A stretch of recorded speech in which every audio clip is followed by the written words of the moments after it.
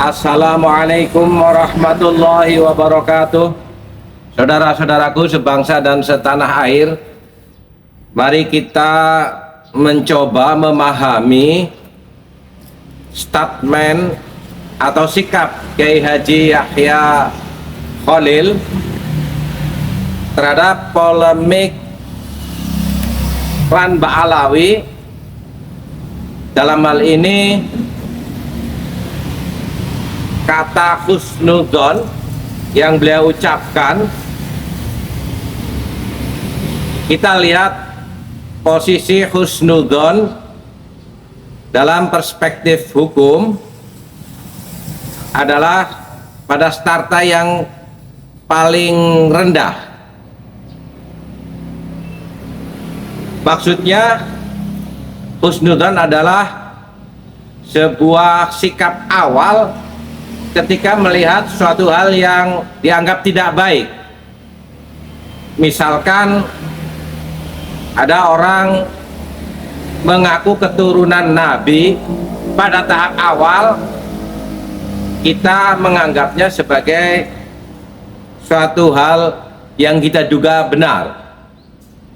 Tetapi pada tahap berikutnya, ketika ada sebuah fakta dan data yang real, maka kita harus mengikuti fakta dan data tersebut. Husnudzon sudah tidak bisa dipakai lagi.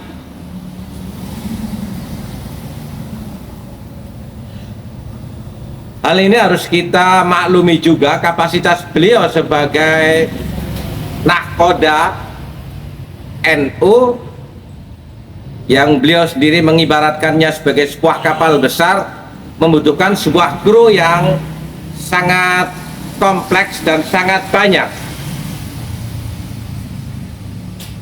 Pada sisi lain, seorang nahkoda tidaklah harus turun sendiri untuk menghadapi sebuah persoalan-persoalan yang dihadapi.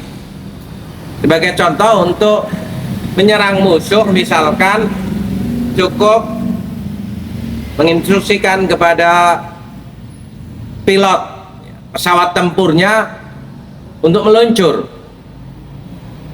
Dia berkewajiban untuk menata atau ritme sebuah perjalanan dari kapal induk besar tersebut.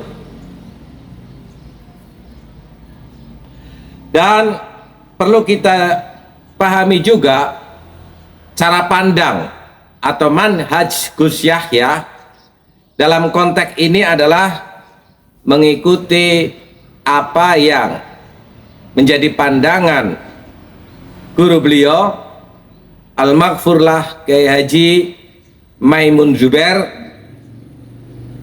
adalah nutfatun nubuwah. Secara tegas bahkan dia berbicara, tidak ada satupun orang yang memiliki klaim kebenaran atas persoalan ini.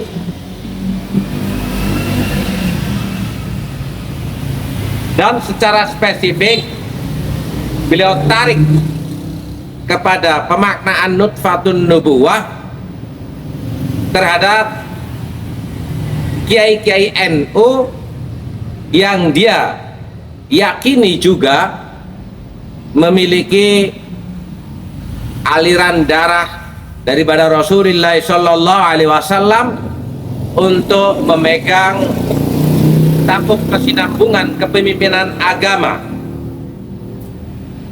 Saudara-saudaraku sebangsa dan setanah air,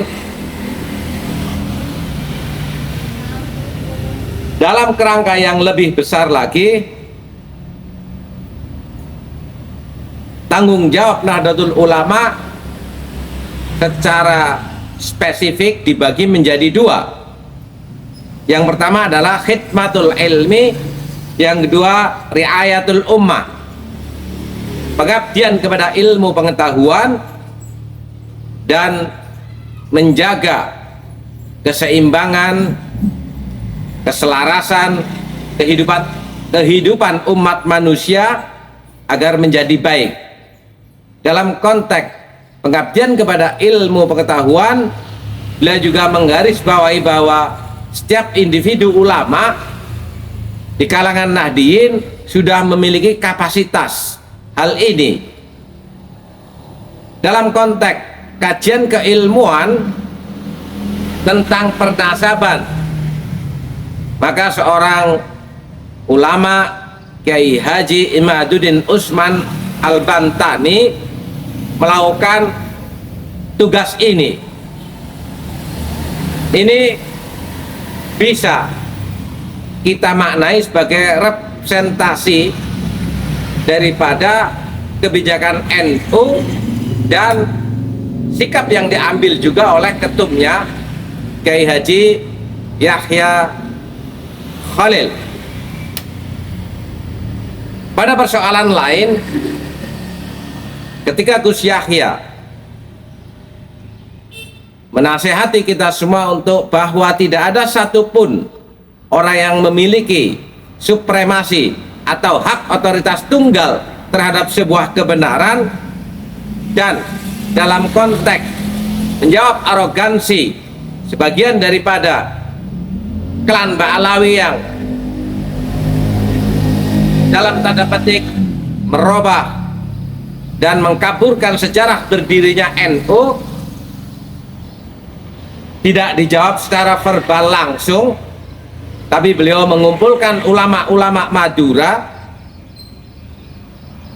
dan menampilkan lagi rekam digital kesaksian pelaku sejarah Kiai Haji As'ad Samsul Arifin tentang bagaimana proses Kiai Haji Khalil Bangkalan mengutus beliau menyampaikan pesan-pesan baik secara simbolis maupun secara moral dan instruksi melalui penyampaian ayat-ayat Al-Quran tentang tongkat Nabi Musa.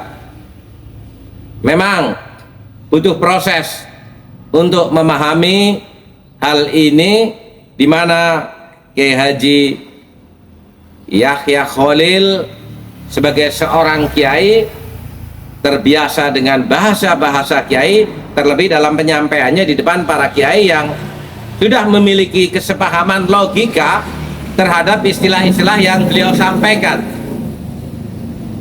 Itulah ya sekelumit bagaimana kita memahami secara kontekstual terhadap pidato Ketum PBNU Kiai Haji Yahya Khalil, untuk tidak serta-merta kita telan secara mentah kalimat per kalimat, tapi kita rangkai dalam seluruh pidatonya, bahkan terhadap manhaj yang dianut oleh beliau dan manhaj yang dianut oleh Jamiah Nahdlatul Ulama di dalam kerangka berpikir dan menyikapi persoalan apapun yang kita hadapi bersama. Bersiaplah memasuki abad kedua bersama Nahdlatul Ulama, membangun peradaban, merawat jagat. Walafu minkum, wassalamualaikum warahmatullahi wabarakatuh.